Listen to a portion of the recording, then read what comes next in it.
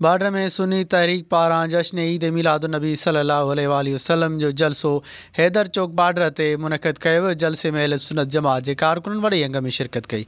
जलसे में सिंध मशहूर नात ख़्वाननि आलमन सगोरनि शिरकत कई।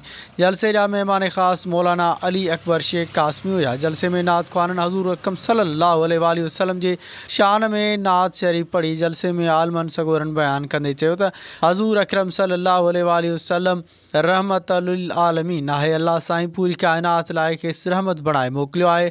असांजो नबी ॿिन्ही जहाननि जो सरदार आहे। हज़ूर अकरम सल्लल्लाहु अलैहि वसल्लम आख़िरी नबी आहिनि, उन खां को बि बाद में नबी न अचिणो आहे।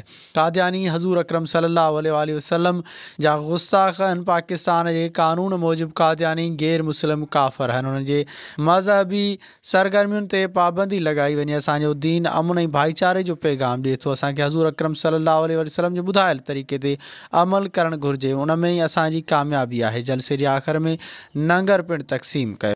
वधीक ख़बरुनि ऐं अपडेट्स लाइ ॾिसंदा रहो सिंध न्यूज़ वेब टीवी।